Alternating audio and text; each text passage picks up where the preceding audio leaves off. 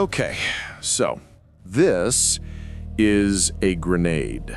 The Japanese Imperial Army gave this to a 16-year-old girl and told her to kill herself with it. Her name was Miyagi Kikuko. She wasn't a soldier, she was just a high school student. And in April 1945, her island, her home, became hell on earth. Now, you've heard about the Battle of Okinawa, right?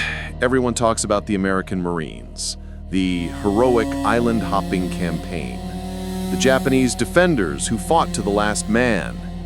But here's what they don't tell you. There was a third group, caught directly in the middle.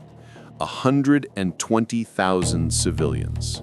Okinawan families who didn't want this war, didn't ask for this war, and were ordered to die in it anyway. 1/3 of the island's entire population dead in 82 days. Japanese soldiers forced Okinawan teenagers into battle with, I'm not making this up, bamboo spears. They told mothers to throw their babies off cliffs. They gave grenades to children and called it honor. American troops found entire families dead in caves, not from bombs, from suicide. Mass graves, forced starvation, human shields. And when it was over, the world just moved on. History forgot them.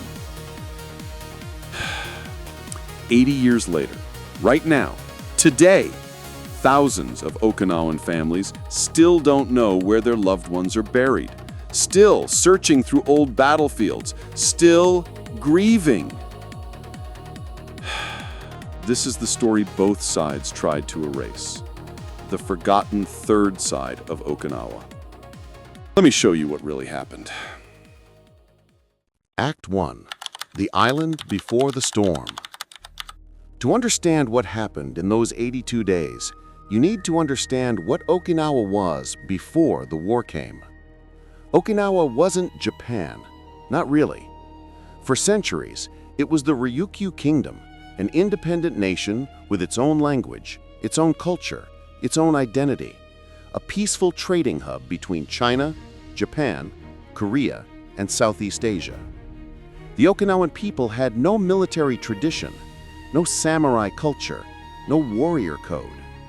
They were farmers, fishermen, merchants, artists. In 1879, Japan forcibly annexed the Ryukyu Kingdom and renamed it Okinawa Prefecture. The Japanese government began erasing Okinawan culture, banning their language in schools, forcing them to adopt Japanese names, treated them as second-class citizens. By 1945, Okinawans had been living under Japanese rule for 66 years, but Tokyo still didn't see them as truly Japanese, and that distinction would become deadly. In early 1945, the Imperial Japanese Army knew the Americans were coming. Okinawa was the last stepping stone before mainland Japan, and they made a decision. The Japanese military command decided that Okinawa would be sacrificed. The island would become a fortress.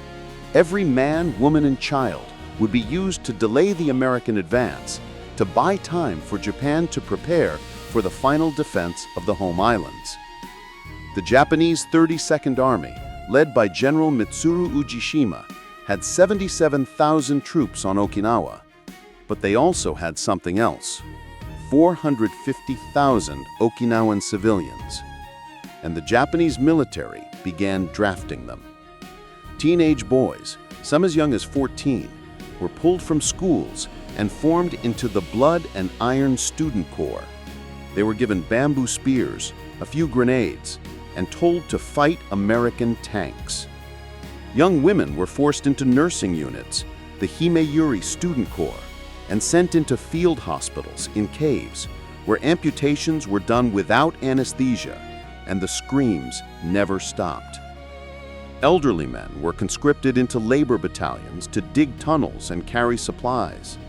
And the rest, the mothers, the children, the elderly who couldn't work, They were given 2 orders. 1. Don't surrender to the Americans. The propaganda said Americans would torture, rape, and kill them. 2. If capture was inevitable, commit suicide. Die for the emperor. Families were given grenades, 1 for every 2 people. This wasn't a request, it was a command. And the penalty for refusing? Japanese soldiers would kill you themselves. By March 1945, the civilians of Okinawa knew what was coming. American ships had been spotted on the horizon. Air raids had already begun. The Japanese military was building fortifications across the island. Families made impossible decisions. Some fled to the northern mountains, hoping to hide until it was over. Some dug family tombs deeper, turning them into shelters. Some tried to evacuate by boat to mainland Japan, but many of those boats were sunk by American submarines. Thousands drowned. And some, like Miyagi Kikuko and her family, stayed in their villages because they had nowhere else to go. On the night of March 31st, 1945, the last night of peace, Okinawan families gathered in their homes. They had no idea that in less than 12 hours, the largest amphibious invasion of the Pacific War would begin. 1,300 American ships, 183,000 troops, 50,000 vehicles. All are heading toward their island. And when the sun rose on April 1st, 1945, Easter Sunday, the world Okinawans knew would be gone forever. Act 2. The First Week, When Hope Died. April 1st through April 7th, 1945, the first week of the Battle of Okinawa. For the American forces, it started almost too easily. They had expected a bloodbath on the beaches, another Iwo Jima, another Tarawa, thousands of casualties in the first hours.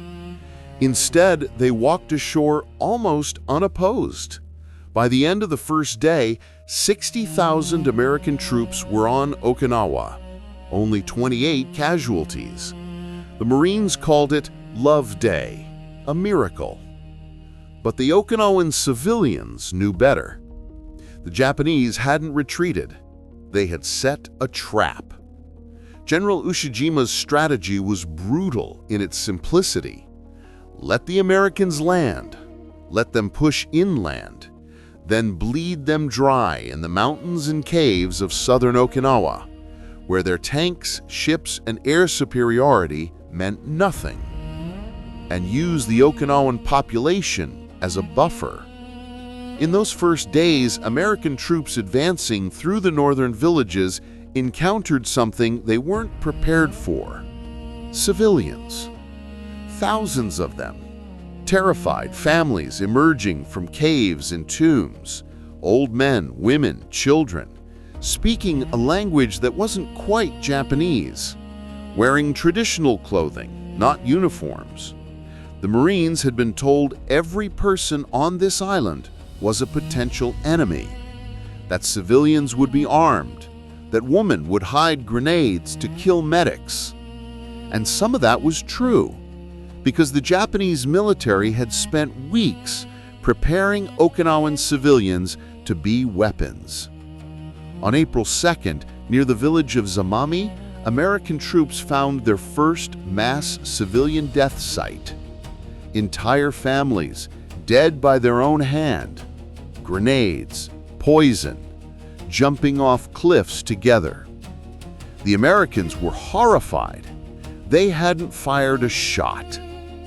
A Marine corporal named Eugene Sledge would later write, "We found mothers who had killed their own children before killing themselves. Old people who had jumped off cliffs together, holding hands. It wasn't war. It was mass suicide, and we couldn't stop it." The Japanese propaganda had worked. Civilians believed the Americans would torture them, but it got worse. Japanese soldiers were hiding among the civilian population, using them as shields, forcing them to stay in combat zones. When civilians tried to surrender to American forces, Japanese soldiers would sometimes shoot them from behind. On April 3rd, on Tokashiki Island, 329 Okinawan civilians died in a single day. Most killed themselves with grenades distributed by Japanese forces. The youngest was 3 months old. The Americans tried to help. They set up aid stations, distributed food and water, used loudspeakers to broadcast messages in Japanese, promising safety. But the Japanese forces countered with their own broadcasts. The Americans are lying. They will kill you. Die with honor. Caught between two armies, Okinawan families faced an impossible choice. Trust the Japanese military that had occupied them, discriminated against them, and drafted their children, but at least spoke their language and looked like them, or trust the foreign invaders who looked nothing like them, spoke an alien language, and whose bombs were destroying their homes. By April 6th, the Americans had secured most of northern Okinawa, but they had also realized something terrible. This wasn't going to be a quick battle. On that same day, April 6th, the Japanese launched Operation Tengo, a mass kamikaze attack. Over 350 kamikaze planes struck the American fleet. 6 ships sunk. Hundreds of American sailors were killed. And for the Okinawan civilians in the south part of the island, this was the signal that hell was about to begin. Because now the Americans knew where the real Japanese defenses were. The Shuri Line, a maze of fortified caves, tunnels, and bunkers across southern Okinawa. And between the advancing American forces and those fortifications were tens of thousands of Okinawan civilians. The Japanese military began forcing civilians into the caves with them, packing field hospitals with civilians and soldiers, using schools and homes as ammunition dumps. On April 7th, a 14-year-old Okinawan boy named Shigeaki Kingjo was conscripted into the Blood and Iron Student Corps. They gave him a bamboo spear and pointed him toward an American tank column. He would later say, "I looked at that bamboo stick in my hand. I looked at those tanks, and I knew. They sent us to die, not to fight, to die, to waste American bullets, to slow them down for 10 more minutes." Shigeaki survived by hiding in a tomb when the tanks rolled past, but most of his classmates didn't. By the end of the first week, the pattern was set. The Americans would advance, encounter civilians, try to separate combatants from non-combatants, an impossible task, take fire from Japanese positions, return fire, and civilians would die in the crossfire. The Japanese would retreat deeper into fortifications, taking civilians with them as forced laborers, human shields, and nursing staff. And on the night of April 7th, Miyagi Kikuko and her family were still hiding in their cave. They had heard American voices outside. They had heard Japanese soldiers moving through the tunnels behind them. They were trapped in the middle. And they still had those 2 grenades. Miyagi's mother was praying. Her younger brother was crying. Her father was staring at those grenades, trying to decide if he could do what the Japanese military had ordered him to do.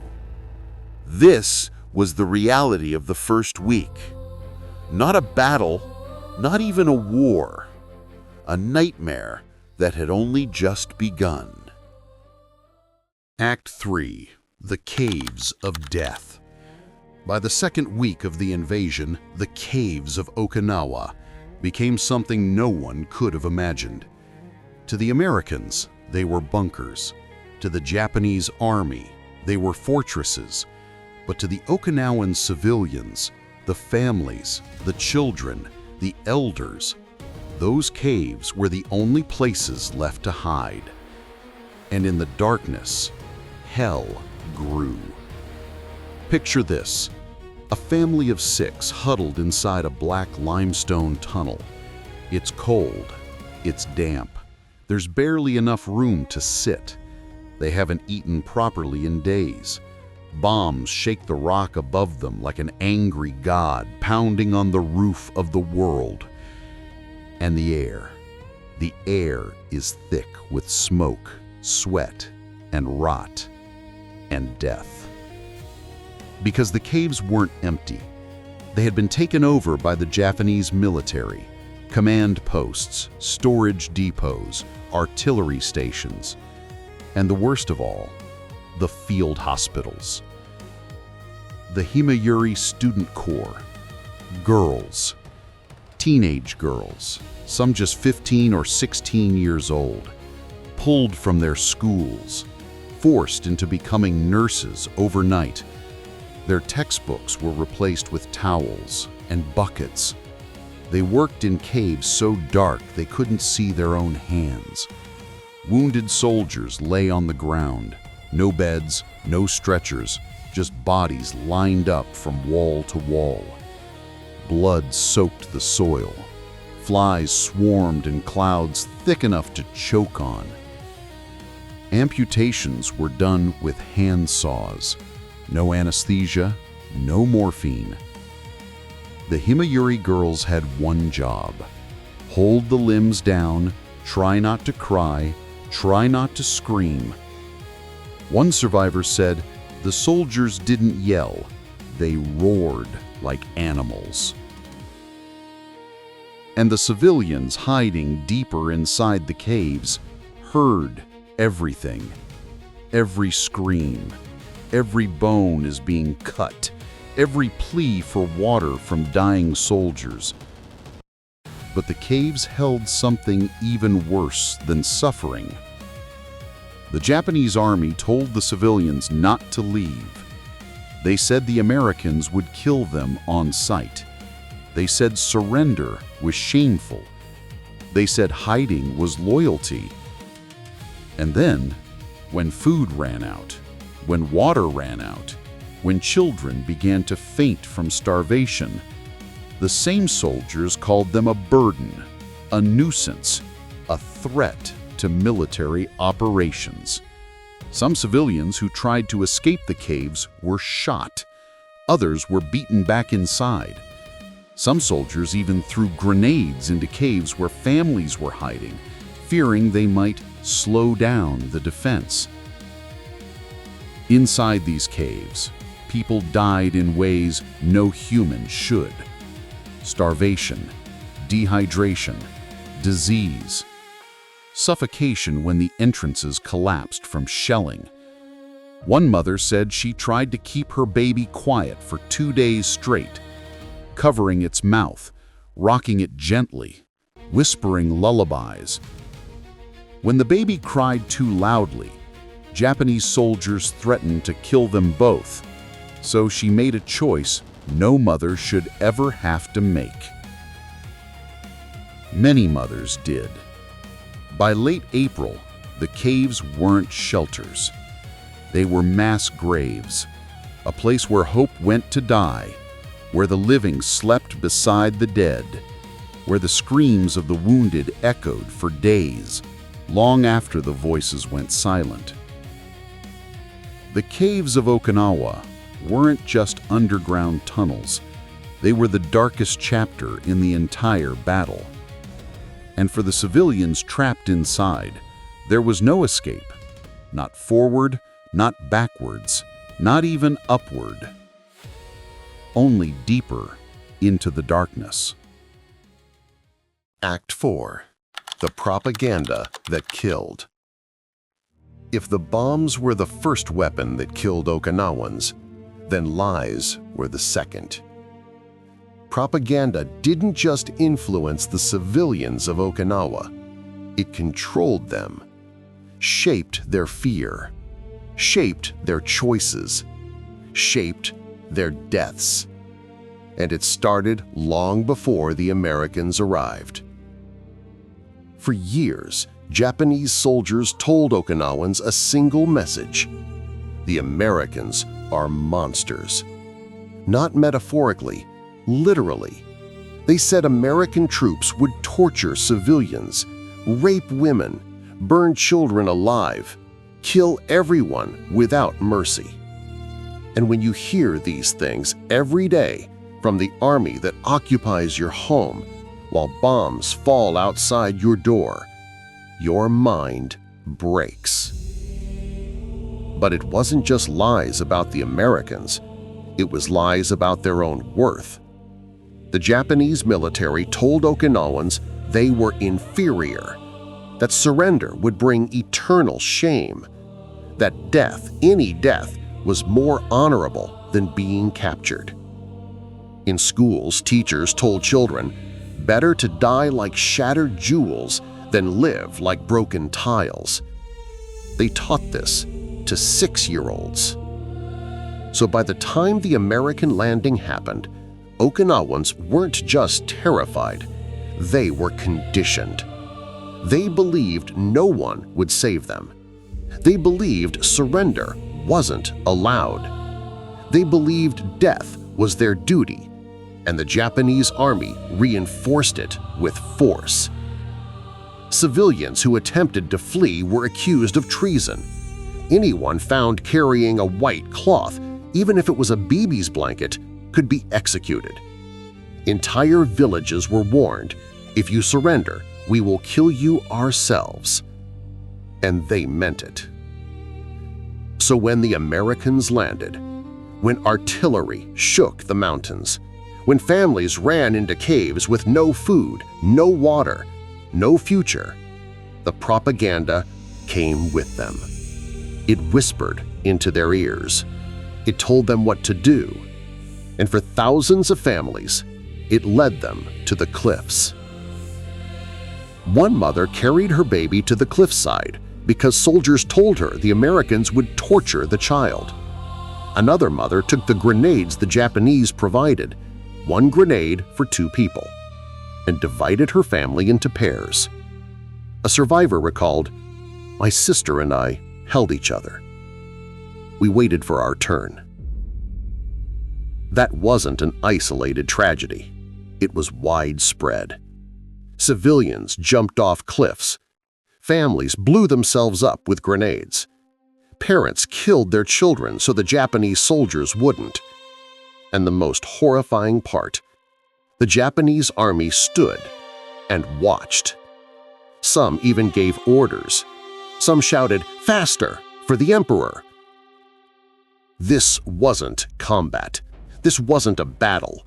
This was psychological murder, a weaponized lie, a lie that claimed more Okinawan civilian lives than American bullets ever did. When American troops eventually reached the cliffs, what they found wasn't enemy soldiers. They found families, bodies stacked in piles. Children are still holding their parents' hands. And the Americans, the same men the propaganda claimed were monsters, they cried because they never imagined anyone could believe such lies. They never imagined a people would rather die than be saved. Propaganda didn't just kill Okinawans. It erased trust. It erased hope. It erased entire generations. This was the true power of the lies spread on Okinawa. Lies that echoed louder than bombs. Lies that buried more families than bullets. Lies that pushed thousands to choose death over a future they thought didn't exist. Act 5. The Hidden Army of Children. If there is one part of the Battle of Okinawa that breaks people even today, it's this. Japan sent children to fight a modern army. Not trained soldiers, not volunteers, not even young men. Children. Teenage boys are barely old enough to shave. Girls who just months earlier were memorizing poems and practicing music.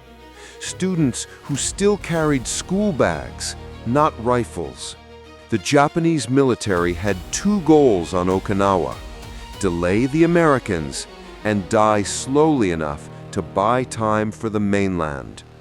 So they looked at the children of Okinawa and said, "You are now soldiers." One group was the most infamous, the Blood and Iron Student Corps. These were boys, 14, 15, 16 years old. They were given bamboo spears, homemade bombs, sometimes a rifle older than their fathers, and they were ordered to stand against tanks.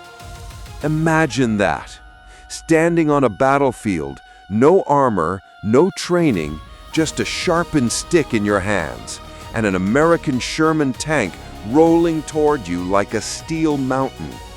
Some boys ran. Who wouldn't? But running meant death, too.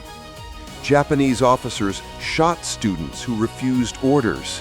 They beat them. They called them cowards. They told them the emperor was watching. Many boys stayed, not out of bravery, out of fear. And then there were the girls, the Himeyuri. Hundreds of schoolgirls turned into battlefield nurses or human shields overnight. They weren't just tending to the wounded. They were carrying ammunition. They were digging trenches. They were driving bodies. They were holding grenades. Some were ordered to leap into explosions to protect soldiers. Some were told to shield wounded officers with their own bodies. One girl later said, "I didn't feel brave. I felt trapped." The Japanese army also created home guard units of boys aged 12 to 15, 12 years old, children who should have been climbing trees and practicing karate in schoolyards. Instead, they were digging graves for dead soldiers, carrying crates of artillery shells, running messages through gunfire because they were small and fast. Some were forced to carry decapitated heads as warnings to villages accused of treason. This isn't war. This is the collapse of humanity. And yet, in all this horror, these children tried to protect each other. The older boys hid the younger ones in caves. The Himeyuri students shared their food with starving families.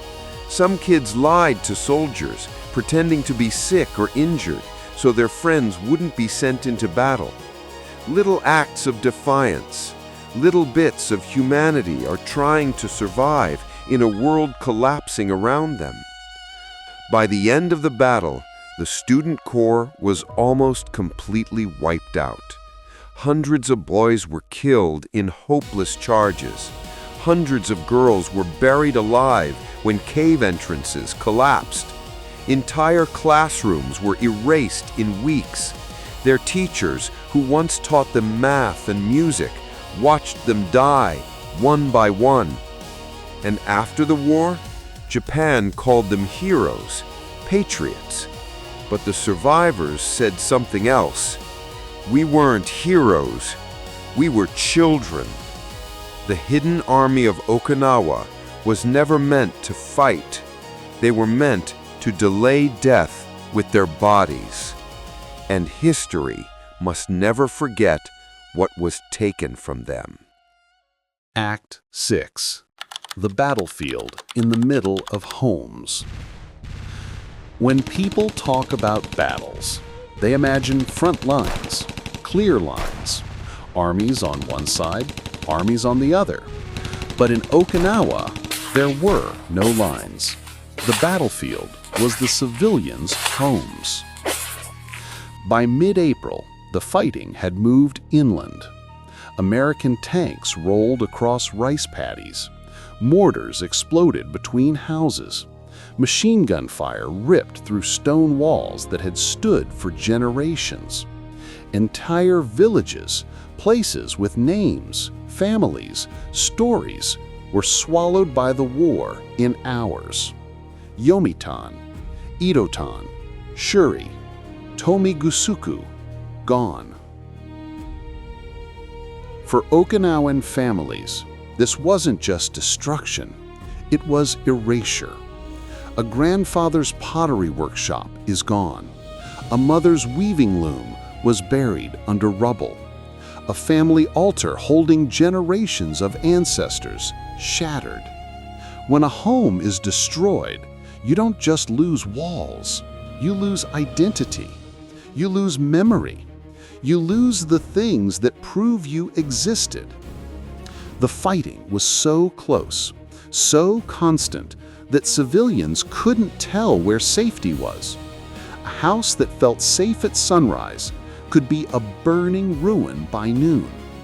Some hid in wells, some dug holes in gardens, some crawled between collapsed beams, hoping the next shell wouldn't find them. One survivor said, "There was no front. The front was wherever we were standing." American troops advanced yard by yard, house by house, and every house could be anything: a shelter, a trap, a hiding place for civilians, or a stronghold filled with Japanese soldiers. Sometimes the Marines kicked open a door and found a machine gun nest. Sometimes they kicked open a door and found a mother holding 4 children, crying. The soldiers had seconds to decide what they saw was danger or another family caught in the whirlwind. There are stories of Marines who refused to fire because they thought they saw civilians and were killed when Japanese soldiers used children as shields. There are stories of Marines who fired too quickly and discovered afterwards they had killed a family trying to surrender. It broke everyone. One Marine wrote in his diary, "I didn't know if I was entering a home or a grave." Okinawans didn't know where safety was. Americans didn't know where danger was. And the Japanese fortress strategy forced them into the same space, the same streets, the same rooms, the same moments of impossible choices. Roofs collapsed under mortar fire. Entire blocks burned. Children hid under floorboards that splintered from explosions above. Families screamed for lost relatives in the smoke, sometimes only finding charred remains. And through all this, the Japanese army retreated deeper underground, leaving civilians to absorb the full destruction above. Imagine being trapped in your own neighborhood, hearing gunfire outside your window, feeling your house shake, knowing that stepping outside might mean being shot by either army. Imagine holding your child and covering their ears as the world collapses, praying they won't see what happens next. This was Okinawa's reality. Not trenches, not battlefield maps, not war zones far from home. Homes were the war zones, and every bullet that missed a soldier hit someone's kitchen, someone's bedroom, someone's memories. Fighting didn't just destroy buildings. It destroyed the very idea that home was safe. And for the civilians, that loss was almost as devastating as the war itself. Act 7. The Mass Suicides at the Cliffs. If there is one chapter in the story of Okinawa that even survivors struggle to speak about, it is this one, the cliffs. All across southern Okinawa, the land ends suddenly. Tall, jagged cliffs drop straight into the sea. Beautiful, almost peaceful, until you know what happened there. Because during the battle, those cliffs became graves. Not because people slipped, not because people were caught in crossfire, but because families were told to jump. Remember the propaganda? Remember the lies? Americans will torture you. Americans will burn your children alive. Surrender is worse than death. And then came the grenades. One grenade for two people, a mother and child, two brothers, a husband and wife. The Japanese soldiers handed them out like supplies. And so, families made decisions no human being should ever face. Picture a mother holding her baby at the edge of a cliff. The wind is violent. The waves below are slamming the rocks with thunderous cracks. Smoke from burning villages fills the air. Behind her, Japanese soldiers shout, "Faster! Don't let yourselves be captured." She has seconds to decide between the lies she has been told and the child in her arms. Many mothers closed their eyes and jumped.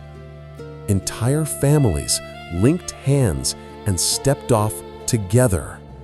Some fathers held their children tightly and leapt before their wives could stop them, believing they were saving their families from something worse. Some people tried to resist. There are stories, almost too painful to repeat, of mothers begging soldiers, "Please, is this really the only way?" One survivor recalled hearing a soldier reply, "For the emperor, it is beautiful to die." The cliffs of Chibi Chibi, Mabuni, and Cape Kyan became scenes of horror. Bodies piled on the rocks below. The ocean is turning red. Echoes of screams blend with the crashing waves. American troops arriving days later thought there had been a massacre, but this was something far more tragic. It was a belief. Belief weaponized. Belief used to destroy a people from the inside. Not all Okinawans jumped. Some hid in crevices. Some clung to tiny ledges for hours. Some survived the fall and pretended to be dead until the Americans came. One woman survived because her baby was too weak to cry. She said, "I thought the Americans would kill me. Instead, they gave my child water." The tragedy of the cliffs was not just the number of dead, it was the meaning behind it. These were not soldiers, not combatants. These were families who believed death was the only choice they had left, because the Japanese army told them it was, because propaganda told them it was, because they were pushed physically and psychologically to a point where stepping into the sea felt like salvation. And even today, if you walk along those cliffs, you'll see memorials, small stone markers, handwritten notes. Flowers were placed carefully by descendants. People still come to find the places where their grandparents died.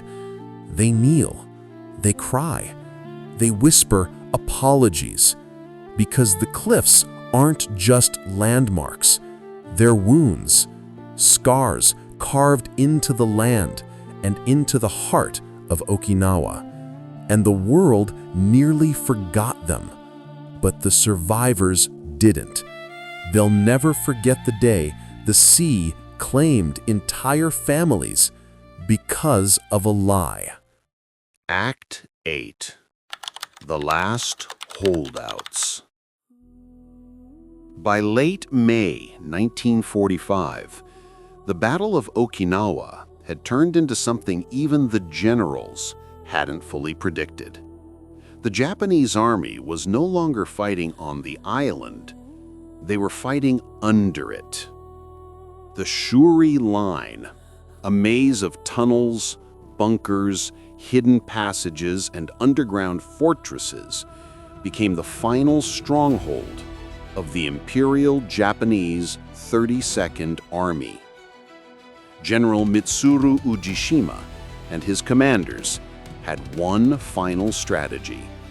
Don't win, just delay.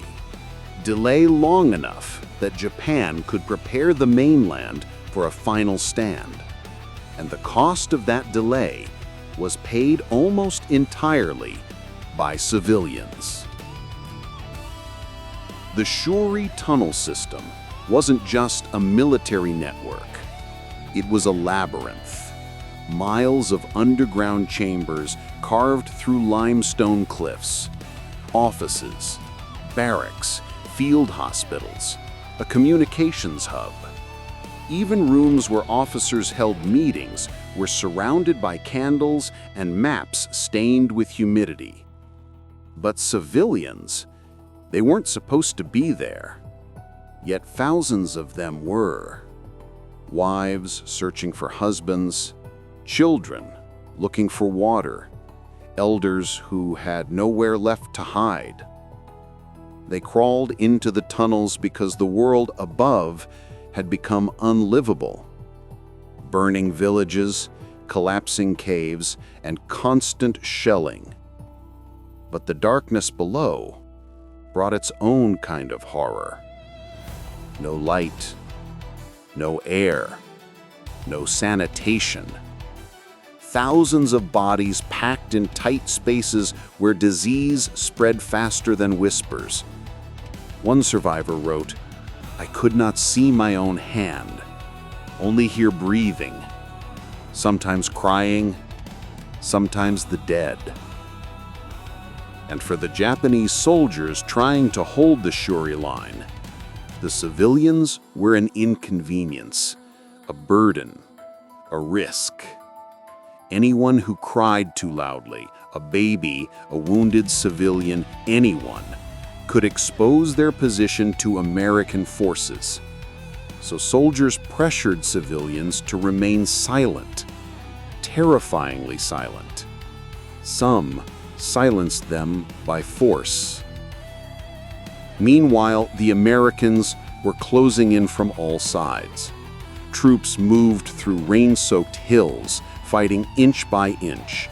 Mortar fire shook the mountains, flamethrower tanks scoured caves, and the ground above the tunnels began to collapse.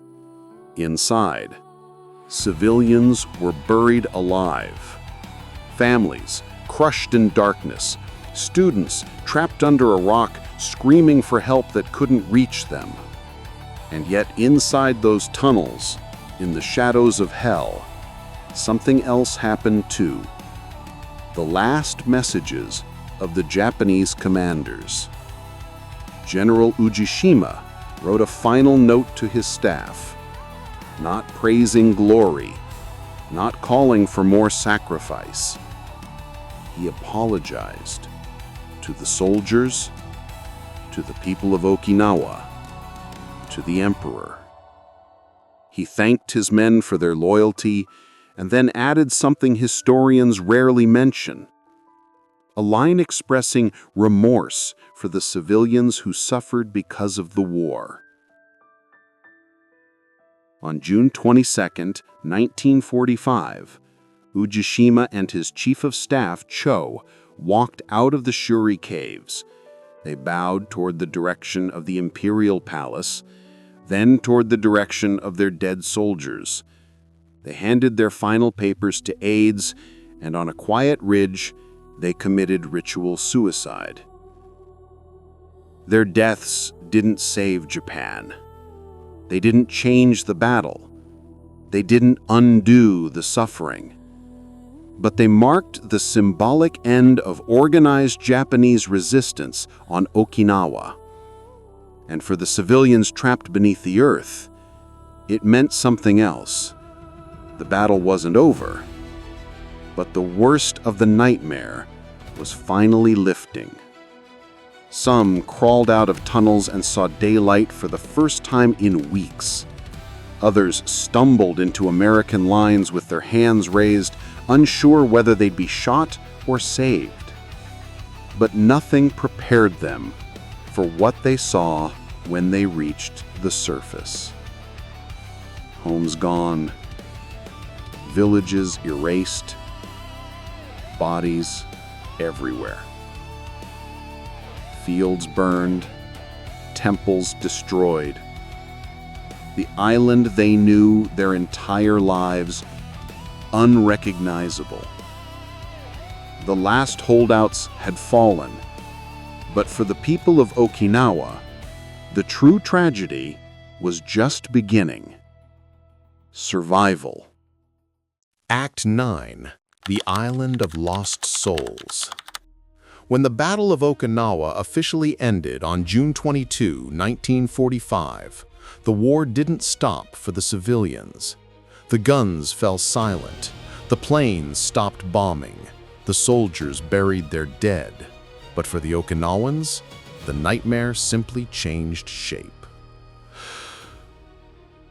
Imagine walking out of a cave after weeks of darkness. Your legs are trembling, your stomach is empty, your eyes are burning from the sun you haven't seen in a month, and then you look around and realize your home is gone. Not damaged, not ruined, gone. Villages weren't villages anymore. They were piles of ash and broken stone. Fields were trenches. Sacred tombs were blown open. Roads were unrecognizable. And the silence was worse than the bombs. Because in that silence, one question echoed everywhere. Where is my family? But the answer was almost always the same. No one knew. Parents wandered the island calling their children's names. Children searched through rubble hoping to find their mothers. Brothers walked between burned trees looking for anything, a sandal, a hairpin, a scrap of clothing, something to prove their loved ones existed. One survivor said, "I walked for 3 days. Everybody I turned over, I prayed it wasn't my sister." Mass graves were everywhere. Some were dug by American troops. Some were dug by civilians. Some were dug by the Japanese army before they retreated. Bodies weren't buried with names. They were buried with shovels, with urgency, with desperation.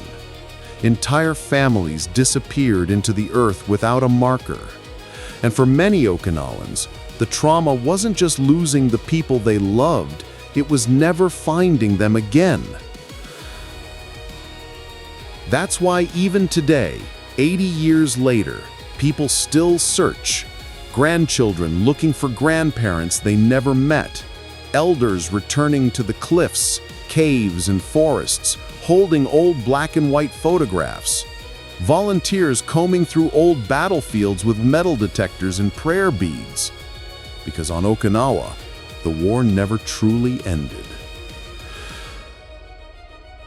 And then there were the children who survived. Orphans, thousands of them. Kids who emerged from caves alone. Kids who watched their parents die. Kids who didn't speak for years because trauma froze their voices. The Americans tried to help. Food, water, medicine, refugee camps. But how do you comfort a child who lost everyone? One Marine said, "It was like walking through a world of ghosts." And when the survivors rebuilt their lives, they rebuilt them with scars. Some refused to speak of the war forever. Some couldn't sleep unless a light was on. Some cried at the sound of thunder for the rest of their lives. Generations were shaped by trauma they never asked for. Okinawa wasn't just a battlefield. It became an island of lost souls.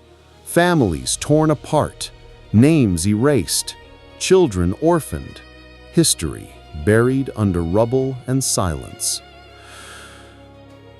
And yet, they endured. They rebuilt homes. They rebuilt communities. They rebuilt lives out of ashes. But deep beneath the new buildings, the new roads, the new schools, beneath the soil itself, the bones of the past still rest, still waiting, still calling, still reminding the world of what happened on that island when two armies clashed and a third people paid the price. Act 10. The memory that refuses to die. The Battle of Okinawa ended in 1945, but Okinawa never really left the battle. If you walk through Okinawa today, you'll see beaches full of children. You'll see bright blue water, coral reefs, music drifting through markets, people laughing, living. But beneath all of that, beneath the modern streets, beneath the tourist shops, beneath the concrete, the past still breathes, and it whispers. It whispers from the caves that still exist, their walls stained with smoke and sorrow. It whispers from the cliffs where families made impossible choices. It whispers from the forests where bones are still found, sometimes by farmers, sometimes by school children, sometimes by accident. More than 2,300 people in Okinawa are still listed as missing. Think about that. 80 years later, a lifetime, and families are still waiting for closure. Every year, volunteers gather with shovels and maps. They search old battle paths. They enter caves with flashlights and prayer beads. They walk the hills with metal detectors and quiet hope. Sometimes they find helmets, sometimes buttons, sometimes entire skeletons curled in final moments of fear or prayer. And every time a bone is found, a family somewhere exhales. Not because it's joyful, but because the silence finally has an answer. But Okinawa carries another wound, a wound carved not into the land, but into memory. For decades after the war, Japan tried to sanitize the story. School textbooks erased the forced suicides. Politicians denied that grenades were handed out. The suffering of Okinawan civilians, the third side, was often treated as an uncomfortable footnote. And Okinawans fought back.